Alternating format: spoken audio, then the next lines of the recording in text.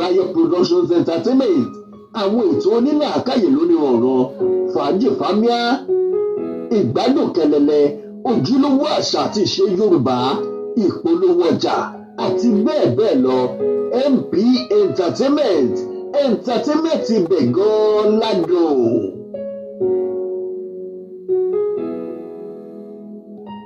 Ọ̀kín lọba ẹyẹ kìnìún lọba ẹranko ọ̀gá nìkan láwùjọ òkúta MP Entertainment Morayo Productions Entertainment àwọn ètò àgbọ́fikọ́gbọ́n orin àgbọ́máyẹtí àríyá rẹpẹtẹ gbígbé àṣà àti ìṣe wa lárugẹ ìpolówó ọjà MP Entertainment Morayo Productions Entertainment àwọn gan-an lọ̀gá àgbà. Wálé kádàrá tún ti dé àwa máa rí ìdílé tó ẹ̀sùn mọ́ bí iṣẹ́ àdẹ́dà kò sẹ́ni tó kún yẹ.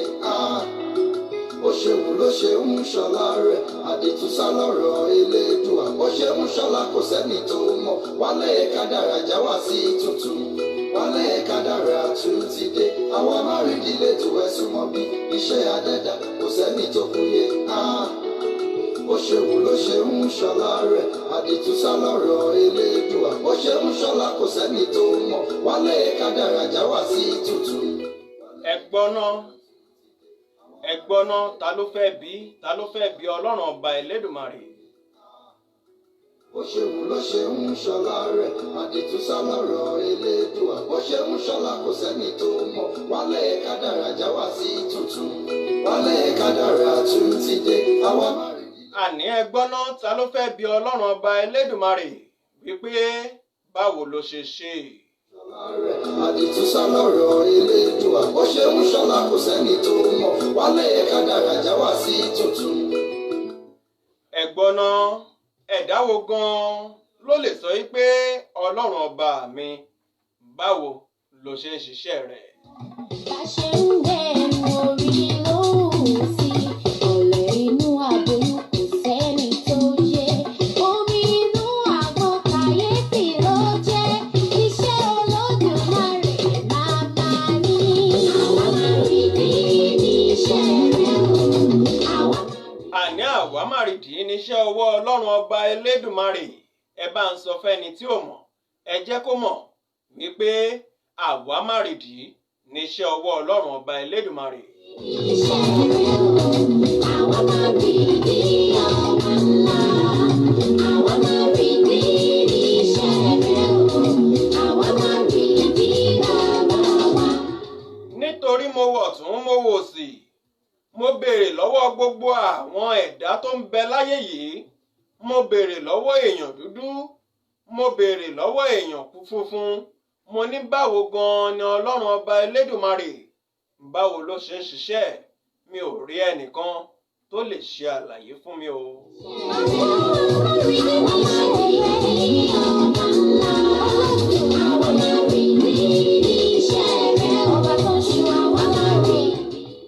Òye Ọlọ́run ọba Elédùmarè òye tó fi ń ṣe iṣẹ́ kò sí ẹ̀dá kankan tó yé ìdí nìyí tá a ṣe ń pè ní Ọlọ́run àwámárìdì. Ó láwọn ẹranko inú igbó, ó láwọn ẹyẹ ojú ọ̀run, ó láwọn ẹranko inú igbó. Ìyẹn ni mo fi ń kí yín káàbọ̀ sí ètò eléyìí tá a pè ní àwámárìdì lórí MP Entertainment Morayo Productions Entertainment níbi tí ẹ ti ń wò mí tí ẹ ti ń náǹfààní láti máa gbọ́ mi.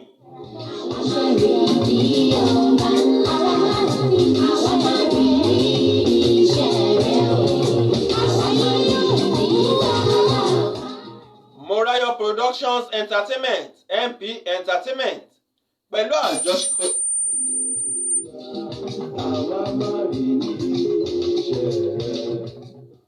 Morayo Productions Entertainment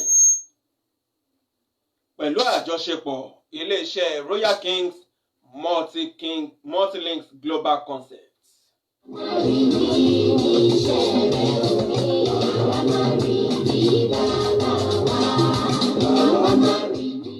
jẹ́ kí n máa kí yín káàbọ̀ sórí ètò àwámàrìdí pẹ̀lú olólùfẹ́ yín awakọ̀ yín lórí ètò yìí Adéwálé Elégbédé Mr Destiny Wálé Kádàrá.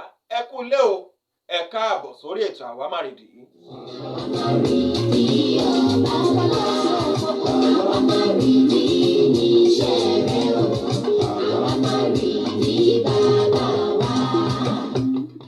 Lórí ètò àwámàrìdí yìí láti rin ìrìn àjò lọ sí àwọn ibi ìgbafẹ́ wa lórílẹ̀‐èdè Nàìjíríà.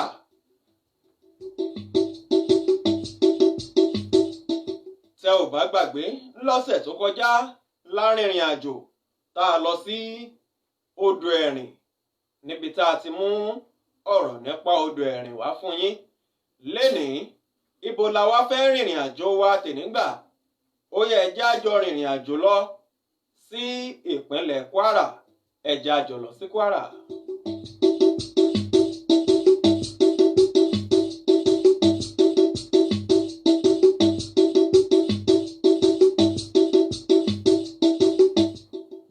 Omi kan wà ní ìpínlẹ̀ Kwara tí wọ́n ń pè ní omi ìṣànsílẹ̀ Òwu. Omi ìṣànsílẹ̀ Òwu.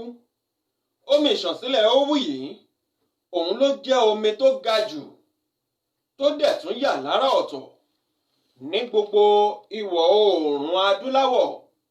Ìyẹn ni pé lédè òyìnbó wọn a máa sọ pé highest and most spectacular natural waterfalls in West Africa.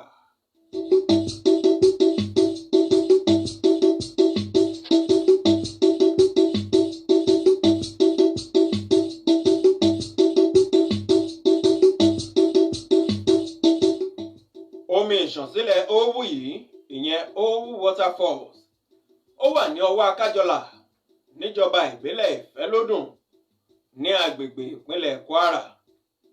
Ó tó bí 1,250 kìlómítà, ìyẹn 112 kilometers, tí ibi omi ìṣànsílẹ̀ Òwu yìí tó fi jìnnà sí Ìlọrin tó jẹ́ olú ìlú ìpínlẹ̀ Kwara.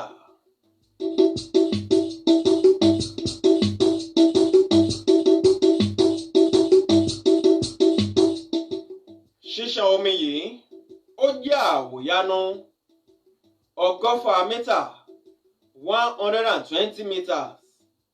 Òun ní omi yìí ní ìwọ̀n gíga rẹ̀ láti òkè sí ìsàlẹ̀ tó sì fi ṣàn sísàlẹ̀ tó di odò ní ìsàlẹ̀ ńbẹ̀, eléyìí tí àwọn èèyàn tí wọ́n máa ń ní àǹfààní láti wẹ̀ nínú ẹ̀.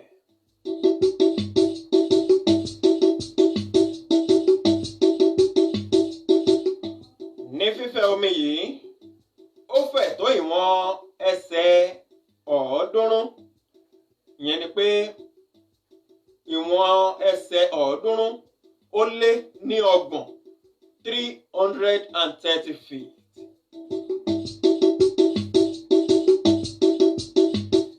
Ara àpáta ni omi yìí ló ti máa ń ṣàn wá sísàlẹ̀. Gbogbo ìgbà sì ni omi yìí ló fi máa ń tutù ní bí omi inú àmù.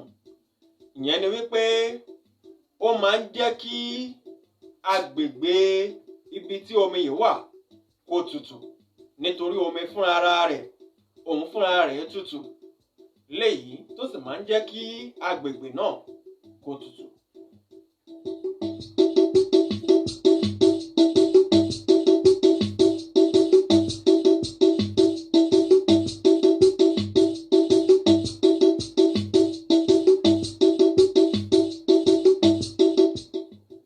Tí èèyàn bá wà lábẹ́ omi yìí, tí ó ń wẹ̀ lábẹ́ omi yìí, tàbí tó ń wẹ̀ nínú odò eléyìí tó ń ṣàn nísàlẹ̀, tó ń wẹ̀ nínú odò náà, á dàbí ìgbà tó jẹ́ pé ẹni tó ń wẹ̀ yìí kí irú ẹni bẹ́ẹ̀ kó má lọ lé mọ́, nítorí omi yìí ó máa tutù, ó máa mú ara sílé pẹ̀sẹ̀. Wọ́n máa ń wá pe omi yìí ní orúkọ kan. Wọ́n máa ń pe omi ìṣànsílẹ̀ Òwu, wọ́n máa ń pè ní orúkọ kan.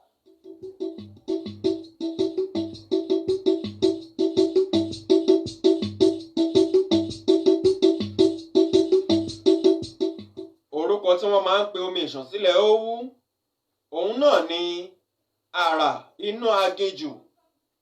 Àrà inú aginjù, wonder in the wilderness. Wonder in the wilderness. Gbogbo igi àti ewé eléyìí tó wà ní àyíká omi yìí, gbogbo wọn ni wọ́n rẹwà tí wọ́n dùn wò lójú nítorí pé kíni omi yìí ó fún wọn ní àlàáfíà. Omi yìí ó dúró gẹ́gẹ́ bí agbára fún àwọn ewé àti àwọn igi eléyìí tó wà láyìíká omi ìṣànsílẹ̀ owú ní ìpínlẹ̀ Kwara.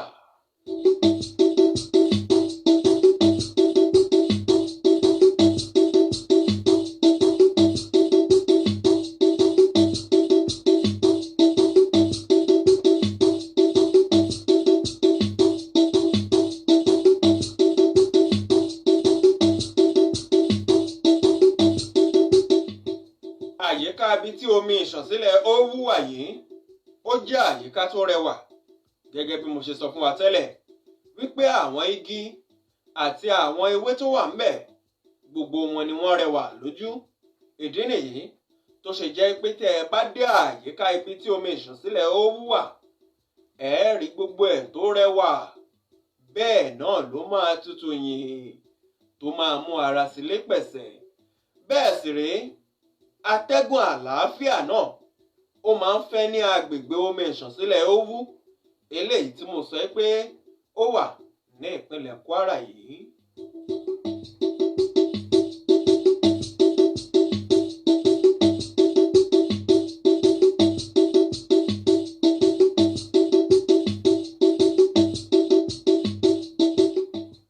Ní agbègbè ọwọ́ Akájọlà, omi yìí ni wọ́n gbàgbọ́ wípé ó jẹ́ àrà kan, àràmọ̀ǹdà kan eléyìí tí Ọlọ́run ọba Elédùmarè tó ṣẹ̀dá sí ọ̀dọ̀ wọn ní ọwọ́ Akájọlà, tó sì jẹ́ wípé wọ́n nígbàgbọ́ wípé ó lágbára gidi gan.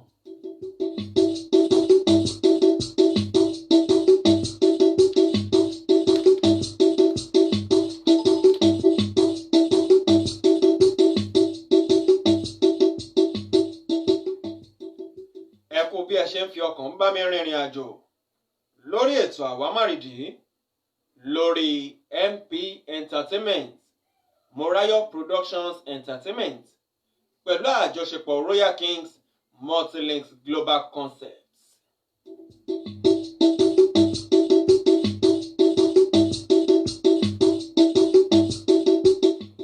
Mo ń sọ nípa omi ìṣànsílẹ̀ owú ní ìpínlẹ̀ Kwara. Ní agbègbè omi yìí, oríṣiríṣi àwọn ẹyẹ àti àwọn ẹranko lẹ máa bá pàdé ńbẹ̀, bíi àwọn ọ̀bọ, àwọn ejò lóríṣiríṣi. Mi ò dẹ́rù bà yín o, ẹ má sọ pé mo sọ pé ejò kẹ́ ẹ wá torí ẹ̀ kẹ́ ẹ máa bẹ̀rù tàbí kẹ́ ẹ máa jáyà. Lóòótọ́ àwọn ejò wà níbi omi ìṣànsílẹ̀ owú yìí, ṣùgbọ́n wọn ò sí ní àwọn ibi tí àwọn èèyàn tí wọ́n máa ń rin ìrìn àjò lọ sí ní ibi omi ìṣànsílẹ̀ yìí. Ìyẹn ni wípé àwọn ejò tàbí àwọn nǹkan abàmì eléyìí tó wà nínú igbó tó wà nítòsí omi ìṣànsílẹ̀ owú ó jìnnà síbi tí omi náà tó wà tó ti ń ṣàn.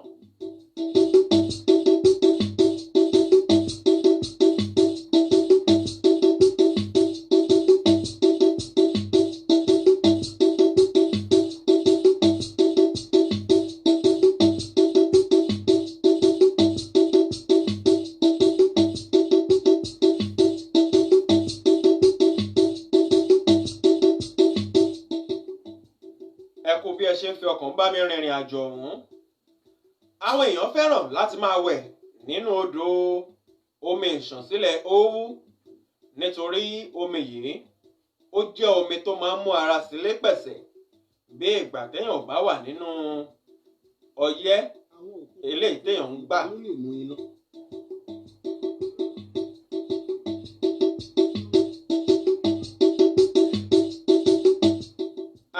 omi yìí á máa mú ara sílé pẹ̀sẹ̀ bí ìgbà tó jẹ́ pé èèyàn wà nínú AC ó ń gbatẹ́gùn AC sára.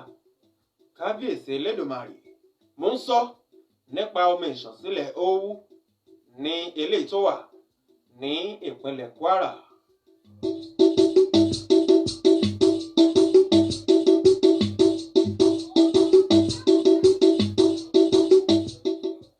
Ní ọdún 1977, ìránṣẹ́ Ọlọ́run kan tí orúkọ rẹ̀ ń jẹ́ Reverend Plafiel Dui. Ìránṣẹ́ Ọlọ́run yìí ló jẹ́ kí omi ìṣànsílẹ̀ Owú ní ìpínlẹ̀ Kwara kó di mímọ̀ fún gbogbo àwọn ènìyàn lásìkò eléyìí tó ń ṣiṣẹ́ ìránṣẹ́ rẹ̀ káàkiri. Ìyẹn ni wípé ẹni àkọ́kọ́ tó kọ́kọ́ rí omi yìí òun náà ni Reverend Plafiel Dui ní ọdún 1977.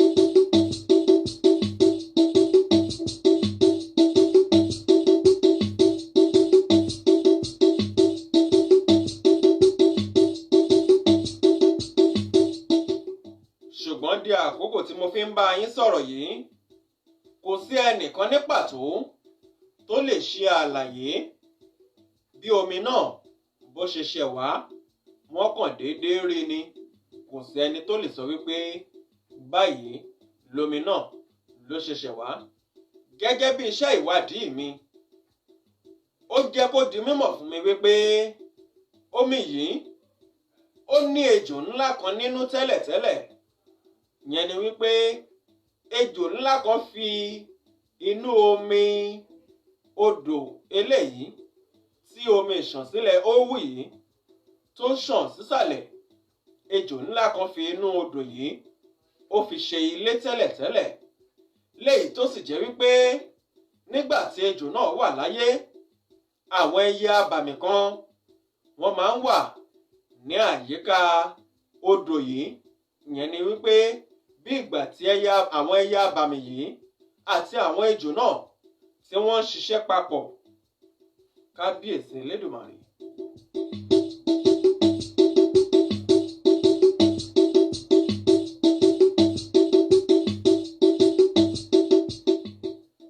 Àmọ́ nǹkan kan padà ṣẹlẹ̀ sí ejò yìí àti àwọn ẹyẹ yìí. Kí ló padà ṣẹlẹ̀ sí ejò àti àwọn ẹyẹ? Mò ń padà bọ̀. Ẹ jẹ́ kí n dé ẹ̀ka ìpolówó ọjà náà kí n polówó ohun tí mò ń tà. Tí n bá lọ, tí n bá padà dé, màá wá sọ ohun tó ṣẹlẹ̀ sí ejò àti àwọn ẹyẹ abàmì eléyìí tó wà ní ibi omi ìṣànsílẹ̀ Owú tẹ́lẹ̀tẹ́lẹ̀. I love it. So delicious. I love it. So delicious. Let's just resist the taste. Ẹ wò pé karamọ́ mi ti pọ̀ jù. Kí ló wá ń jẹ? Àkẹ́tì Kefis cakes and events yẹn máa ní mò ń jẹ o. Tí ìgò bá jẹ ńkọ́, ẹ mọ̀ feel like ẹ máa jẹ sí. Like seriously, I'm not exaggerating. Àtàtò iyọ̀ ó dùn. Gbogbo èròjà pátápátá ló wà nínú ẹ̀ tó sì ṣe rẹ́gí. Cakes nìkan kọ́ ni Kefis cakes and events ń ṣe o. Wọ́n tún ṣe snacks, small chops, cocktail drinks tó bá tún wá jẹ́ wípé ká decorate. Ọ̀gá ni wọ́n lẹ́nu ń bẹ̀. Wọ́n ní skills láti tún fún yín ní oríṣiríṣi designs and styles. Catering services kọ́. Ẹ̀sìn wọn ló ṣíwájú. Àwọn gan ni wọ́n gbafẹ́. Torí kò sí oúnjẹ tẹ̀ fẹ́ tó lè ṣe fún yín. Pẹ̀lú packaging tó bẹ́ẹ̀. Ẹ sì tún lè kó gbogbo àwọn nǹkan wọ̀nyí lọ́dọ̀ wọn. Ẹ try wọn lónìí kẹ́yìn gan mọ̀ pé confirm ní apá àti asọ́dùn. Kefis cakes and events wà ní shop 4 Ṣóyíngbé family shopping complex lẹ́gbẹ̀dẹ́lẹ̀ express furniture Ọlọ́run ṣògo Abẹ́òkúta. Ẹ sì tún lè pè wọ́n sórí 0803-635-2561 tàbí 0809-118-6790. Kefis cakes and events. We are your party planner. Destiny World of Entertainment. Ohun tó dára ni láti máa ka iye ọjọ́ wa kó lè máa fọkàn wa sípa ọgbọ́n. Gbogbo ẹ̀yin tẹ́ ẹ fẹ́ ṣọjọ́ ìbí tàbí tẹ́ ẹ fẹ́ kí àwọn olólùfẹ́ yín fún ọjọ́ ìbí wọn. Tẹ́ wá wo bẹ́ẹ̀ ṣe lè kí wọn lórí gbogbo social media pẹ̀lú video skit tàbí ewì tí mórí ẹni wú tàbí ẹ fẹ́ ṣe birthday surprise fún wọn. Bó sì jẹ́ wípé ẹ̀yin fẹ́ fi video skit polówó ọjà yín tàbí iléeṣẹ́ yín. Destiny Entertainment World ní kẹ́ ẹ pè kán bá yín package ẹ̀ fún ìtẹ́lọ́rùn yín. Láti kàn sí Destiny Entertainment World fún birthday video skit yín àti birthday surprise fáwọn olólùfẹ́ yín ẹ pè 0816-536-5 5992 0816 536 5992 tàbí kẹ́ fọ́lọ̀ wọn lórí Instagram @officialwalekadara, Facebook Destiny Wale Kadara, Destiny Entertainment World, àwọn gangan la múlùúdùn. Megastore ńlá kan kalẹ̀ kà sílùú Abẹ́òkúta. Yá Àlá Megastore Ventures ló ń jẹ́. Yá Àlá Megastore Ventures níbi tẹ́ ẹ ti lè rí àwọn oríṣiríṣi nǹkan lọ́pọ̀ yanturu bíi àwọn nǹkan lílò ọmọdé, bàtà àti aṣọ ọmọdé lóníranran, trolley, wardrobes, school bags, perfumes, body cream, hair accessories, flask, baby bed, gas cooker, kitchen equipment àti bẹ́ẹ̀ bẹ́ẹ̀ lọ. Owó wọn ò gani lára. Wọ́n ta wholesales àti retails. Yá Àlá Megastore Ventures wà ní number 7 Babawo Shopping Complex off Richland Petroleum Rounder off Ayetoro Road, Abẹ́òkúta. Wọ́n tún wà ní complex lọ́nà ìsàlẹ̀ ọjà Kútọ̀, Abẹ́òkúta. Ẹ̀rọ ìbánisọ̀rọ̀ wọn ni 0803 046 1395 tàbí 0806 937 1405. Yá Àlá Megastore lórí gbogbo social media. Yá Àlá Megastore Ventures. Ó dé, ó lálẹ́ wò, ó ní àkọlẹ̀ ká bí òṣùmàrè. MP Entertainment, Morayo Productions Entertainment, àwọn ètò onílàákàyè lóní ọ̀ràn, fàájì fámíà, ìgbádùn kẹlẹlẹ, ojúlówó àṣà àti ìṣe Yorùbá, ìpolówó ọjà àti bẹ́ẹ̀ bẹ́ẹ̀ lọ. MP Entertainment ibẹ̀ gan-an ládùn.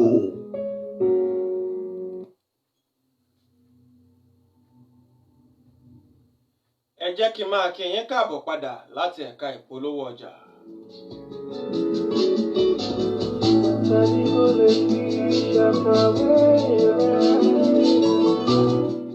Àwámárìdí lètò eléyìí tí ẹ̀ ń jẹ́ gbádùn lórí Morayo Productions Entertainment MP Entertainment pẹ̀lú àjọṣepọ̀ Royal Kings Multilinks Global Concepts Limited. Oore ọ̀fẹ́ ni mo rí bá tó fi tèmi lọ́mọ. Atukọ̀ ètò, atọ́kùn ètò, awakọ̀ ètò, Adéwálé Elégbèdé Mr. Destiny Wálé Kádàrá. Òṣùpá rere o, àwa márìdì, àwa márìdì. Òṣùpá rere o, òṣùpá rere o, àwa márìdì, àwa márìdì. Ọ̀nà tí mo bá ráyè.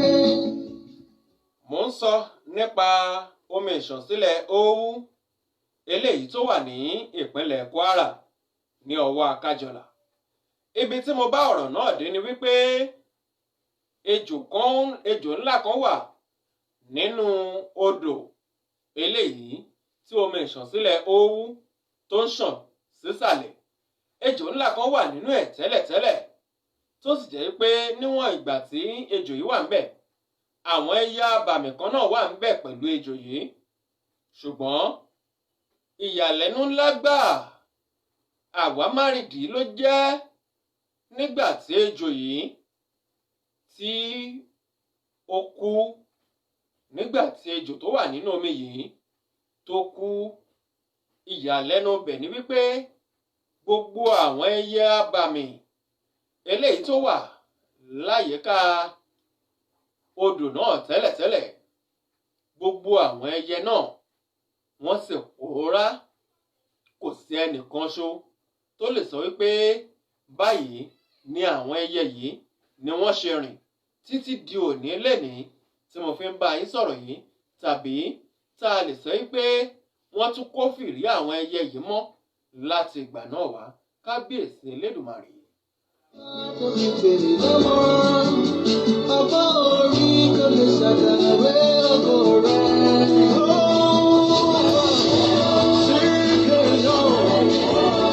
Èmi ni ìyá èmi ni, ta ló lè túṣe àwọn ọ̀rẹ́ wò, ta ló lè sọ bó ti tóbi tó.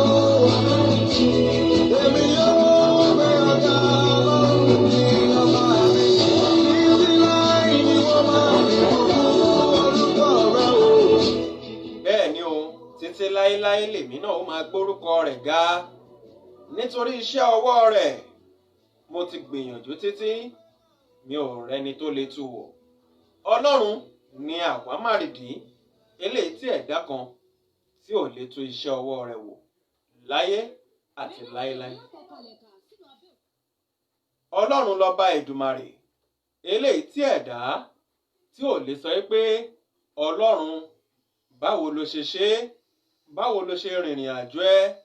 Ọlọ́run lọ́ba tí ẹ̀dá kan ò lè yẹ̀ lọ́wọ́ wò. kò sẹ́ni tó kú yẹ ó ṣeun ló ṣe ń ṣọlá rẹ̀ àdìtúsá lọ́rọ̀ Elédùà bó ṣe ń ṣọlá kò sẹ́ni tó mọ̀ wálé kádàrá já wá sí tuntun.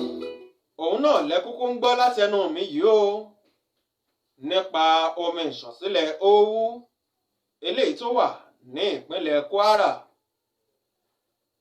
Gẹ́gẹ́ bí ìtàn, Ọwá Akájọlà àti Ọwá Onírè, àwọn méjèèjì wọ́n jọ jẹ́ tẹ̀gbọ́n-tàbúrò. Àwọn méjèèjì yìí, ìyẹn Ọwá Akájọlà àti Ọwá Onírè, àwọn méjèèjì wọ́n jọ ń gbé orí àpáta eléyìí tí omi yìí tó ń ṣàn nísàlẹ̀, láì mọ̀ yí pé irú nǹkan bẹ́ẹ̀ ó wà nísàlẹ̀ ibi tí àwọn ń gbé. Àmọ́ lọ́jọ́ kan, gẹ́gẹ́ bẹ́yìn náà ṣe mọ̀ wípé iṣẹ́ àgbẹ̀ òun ló wọ́pọ̀ ní ayé àtijọ́ láàárín àwọn àgbà wa. Nígbà tó di ọdún 1940, ọ̀gá wa Ìjábọ̀ Bright máa gbọ́ o. Nígbà tó di ọdún 1940, Ọwá Akájọlà ó ń gbìyànjú láti fẹ iṣẹ́ àgbẹ̀ rẹ̀ síwájú sí i. Ó wá tẹ̀síwájú, ó rin ìrìn àjò wá sí ìsàlẹ̀ omi yìí. Nígbà náà ló ṣe àwárí omi yìí tó sì rí wípé omi yìí yóò wúlò fún iṣẹ́ àgbẹ̀ òun kẹ. Ló bá pinnu wípé jẹ́ n kúkú dúró sí agbègbè yìí nítorí ó jẹ́ àyíká tó rẹwà tí yóò sì wúlò fún oko dídá. Òjò ń rọ̀, òòrùn ò jábọ́, atẹ́gùn ń fẹ́ níbo ló ti ń wá, òkè dúró rìgìdì kò má jábọ́. Èmi inú mi ìwọ ló ṣe é, kábíyèsí Olódùmarè. Àwọn máa rí ní iṣẹ́ rẹ̀, àwọn máa rí ní iṣẹ́ rẹ̀, ọba ńlá. Nígbà tí Ọwá Akájọlà torí bí omi yìí bó ṣe rẹwà tó, torí bí àyíká náà bó ṣe dùn fún oko tó, ó wá mú ilé ẹ̀, ó mú ti omi yìí. Ìdí nìyí tí wọ́n fi ń pe ibì kan nítòsí omi yìí ní Ọwá Akájọlà. Ọwá Akájọlà.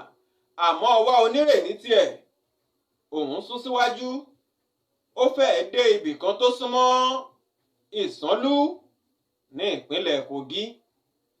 Ìgbàgbọ́ àwọn ọmọ Owú àti gbogbo àwọn tó ń gbé ibẹ̀ òun ni wípé omi náà ó máa ń dáhùn sí àdúrà àwọn ènìyàn ní gbogbo ìgbà. Ìyẹn ni wípé ẹnikẹ́ni tó bá lọ sí ibi omi yìí tó bá béèrè fún nǹkan kan yóò rí gbà. Ó máa ń dáhùn sí àdúrà, sí ẹ̀bẹ̀ àdúrà bí ìgbà tó jẹ́ àrokò sí Ọlọ́run ọba Elédùmarè. Àwa máa rí Olúwa, àwa máa rí Olúwa, àwa máa rí iṣẹ́ rẹ̀, àwa máa rí bàbá wa, àwa máa rí iṣẹ́ rẹ̀, àwa máa rí ọba ńlá. Ẹ kú bí ẹ ṣe ń fi ọkàn bá mi rìnrìn àjò lórí ètò Àwámárìdí níkànnì MP Entertainment, eléyìí tí ẹ ti ń ní àǹfààní láti máa wò mí kedere, tí ẹ tún ti ń ní àǹfààní láti máa gbọ́ mi. Àwámárìdí iṣẹ́ ìṣẹ́ ọ̀ṣọ́, Àwámárìdí ọba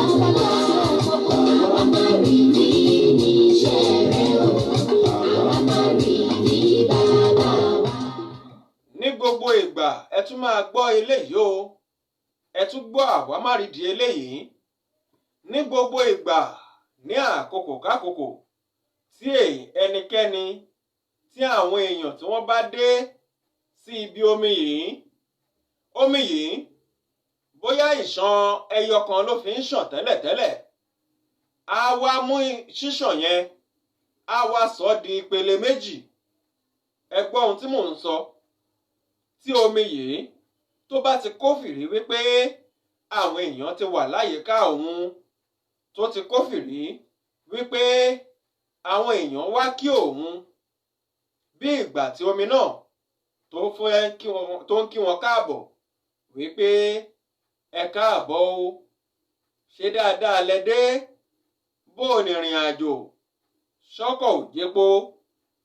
Bí ìgbà náà bẹ́ẹ̀ gan-an ni omi ìṣànsílẹ̀ ówù yìí bẹ́ẹ̀ ló ṣe máa ń ṣe ní gbogbo ìgbà tó bá ti kófìrí àwọn èèyàn láyìíká rẹ̀.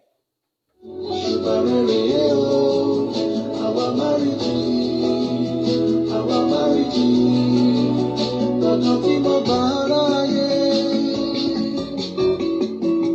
sínú ọkọ̀ ayé mi, láyípadà ìgbà ọdún. Ṣé kìí ṣe àwámárìdí ni? Nígbà tí omi lásán tí kìí ṣe nǹkan ẹlẹ́mìí tó ń kí àwọn èèyàn káàbọ̀ nípa fífi ìdùnnú rẹ̀ hàn sí àwọn èèyàn tó bá wá síbẹ̀, tó máa mú ìṣọwọ́ṣàn ẹ̀ tẹ́lẹ̀ tó máa sọ di onípele méjì. Kábíyèsí Elédùmarè. Ìwọ ni mo wá Abanilágbàjọ, ìwọ wọ́n bí òbí. Tani mo lè fi. Láti bí kìlómítà 10 sí ibi tí omi yìí wà, ìyẹn 10 kilometers. Tó bá ti kù 10 kilometers kẹ́ ẹ dé ibi tí omi yìí wà, lẹ́tí máa fi ara kó òtútù bí ìgbà tẹ́ ti wọnú AC. Ìyẹn ni pé tó bá ti ń kù díẹ̀ bíi 10 kilometers kẹ́ ẹ débi tí omi ìṣànsílẹ̀ ówù wà, ní òtútù àti máa mú yín. Ìyẹn ni pé bẹ́ẹ̀ bá ń lọ, ẹ̀yin tára yín ò gbá òtútù bí irú èmi báyìí, ẹ bá ti ń dé bíi kìlómítà 10 kẹ́ ẹ ti yá mú kádígà yín, kẹ́ ẹ ti yá kó sọ́rùn. Ìyẹn tára yín tẹ́ bá ti mọ̀ pé ara yín kò fẹ́ òtútù, ó jẹ́ ara olówó bí irú ara tèmi báyìí. Èmi yóò gbé ọjà lọ́rùn ní ọba mi, títí láì ní wọ́n máa fi gbogbo orúkọ rẹ̀ o. Kìkìdá ògo, oníṣẹ́ ògo, abanilágbàjọ. Pàápàá jùlọ tó bá wá tún di lásìkò òjò, òtútù náà tún wá peléke sí i. Ní àsìkò tí kìí ṣe àsìkò òjò, òtútù á máa mú láti kìlómítà 10 sí ibi omi yìí. Tó bá tún ti di àsìkò òjò, òtútù á tún máa tún mú.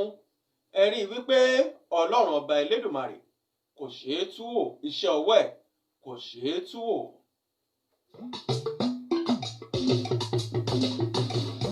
Megastore ńlá kan kalẹ̀ kà sílùú Abẹ́òkúta. Yá Àlá Megastore Ventures ló ń jẹ́. Yá Àlá Megastore Ventures níbi tẹ́ ẹ ti lè rí àwọn oríṣiríṣi nǹkan lọ́pọ̀ yanturu bíi àwọn nǹkan lílò ọmọdé, bàtà àti aṣọ ọmọdé lóníranran, trolley, wardrobes, school bags, perfumes, body cream, hair accessories, flasks, baby bed, gas cooker, kitchen equipment àti bẹ́ẹ̀ bẹ́ẹ̀ lọ. Owó wọn ò gani lára. Wọ́n ń ta wholesales àti retails. Yá Àlá Megastore Ventures wà ní number 7 Babawo Shopping Complex off Richland Petroleum Rounder off Ayetoro Road, Abẹ́òkúta. Wọ́n tún wà ní complex lọ́nà ìsàlẹ̀ ọjà Kútọ̀, Abẹ́òkúta. Ẹ̀rọ ìbánisọ̀rọ̀ wọn ni 0803-046-1395 tàbí 0806-937-1405. Yá Àlá Megastore lórí gbogbo social media. Yá Àlá Megastore Ventures.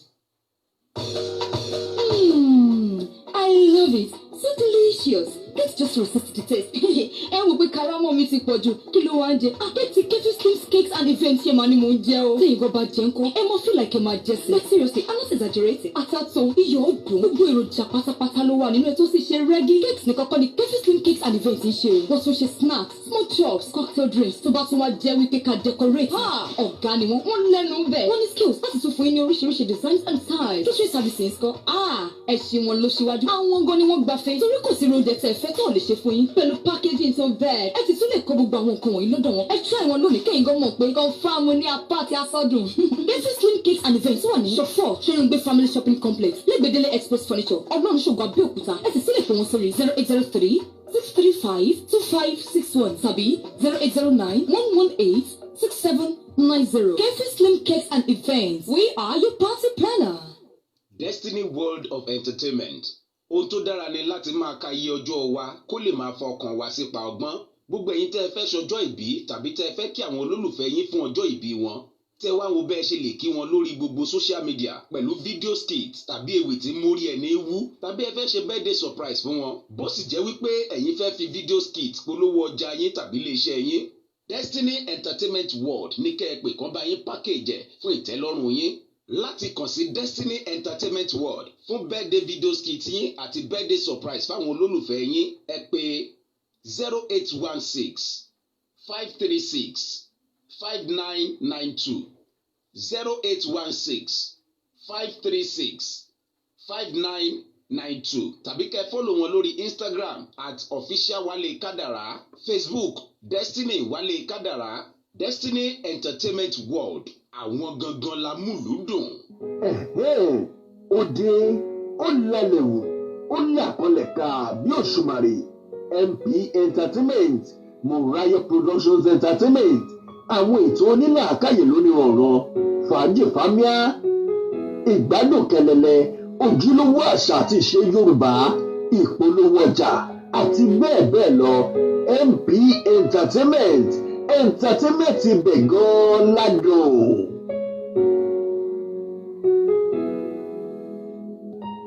Ọ̀kín lọ́ba ẹyẹ, kìnìún lọ́ba ẹranko, ọ̀gá nìkan ń láwùjọ òkúta.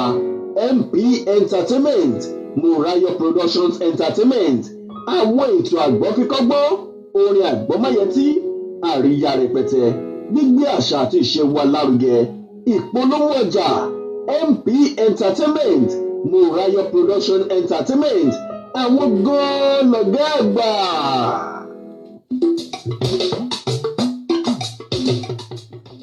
Ẹ wò ó nítorí àkókò wa mi ò ní lè tẹ̀síwájú mọ́ nípa omi ìṣànsílẹ̀ owú. Ọ̀lẹ̀ inú aboyún kò sẹ́ni tó yé. Omi inú àgbọn kàyéfì ló jẹ́. Iṣẹ́ Olódùmarè máa ní. Àwọn máa rí ni.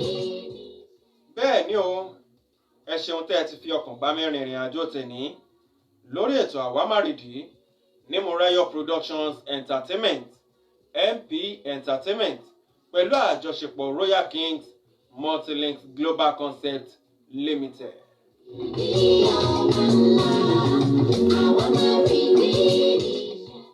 Bóyá ẹ̀yin wá ní nǹkan tẹ́ ẹ fẹ́ bá mi sọ tàbí ẹ fẹ́ gbé ìpolówó yín wá sórí ètò yìí, ẹ̀rọ ìbánisọ̀rọ̀ tẹ́ máa ní àǹfààní láti pèsè lélẹ́yìí. Àwọn ẹ̀rọ ìbánisọ̀rọ̀ náà nìyí, ẹ gbọ́ dáadáa lẹ́kùnrẹ́rẹ́. 0907 336 0222 0907 336 0222 0907 336 0222 tàbí 0816 536 5992 0816 536 5992. Bó jẹ́ ẹ̀yin fẹ́ polówó ọjà tàbí ní nǹkan tẹ́ ẹ fẹ́ fi tó wa létí tàbí ẹ ní nǹkan tẹ́ ẹ fẹ́ ká mọ̀ nípa ẹ̀, àwọn ẹ̀rọ ìbánisọ̀rọ̀ yẹn ní ká ẹ pè sí 0907 336 0222 0907 336 0222. Bẹ́ẹ̀ ṣe ní àǹfààní láti máa wò wá yìí, ẹ máa bá wa share káàkiri, ẹ máa bá wa share, ẹ máa bá wa pe àwọn èèyàn wá kí wọ́n lè darapọ̀ mọ́ wa lórí MP Entertainment eléyìí tẹ̀tí ní àǹfààní láti máa wò wá yìí. Bákan náà YouTube wa ẹ lọ subscribe síbẹ̀, MP Entertainment náà ló wà lórí YouTube. Ìyẹn ni pé bẹ́ẹ̀ ṣe ní àǹfààní láti wò wá ní Facebook náà lẹ ní àǹfààní láti wò wá lórí YouTube wa náà, MP Entertainment. Ẹ máa láìkì péèjì wa, ẹ máa bá wa share, ẹ máa bá wa subscribe sí YouTube page wa.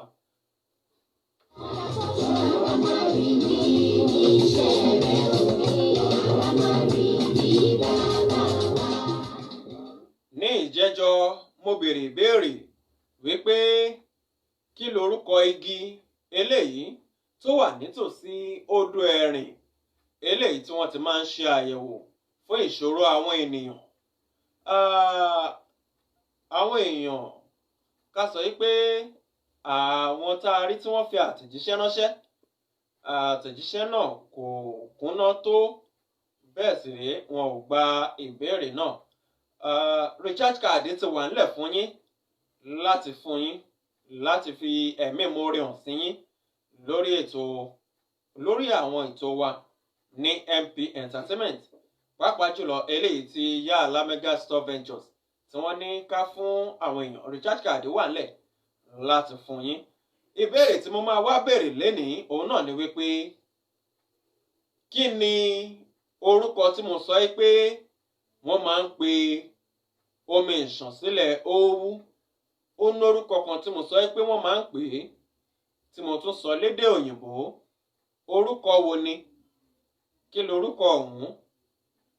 Ẹ fi ìdáhùn yín kẹ́ ẹ fi ránṣẹ́ sí èyíkéyìí nínú àwọn ẹ̀rọ ìbánisọ̀rọ̀ yìí: 0907 336 0222 0907 336 0222 tàbí 0816 536 5992 0816 536 5992.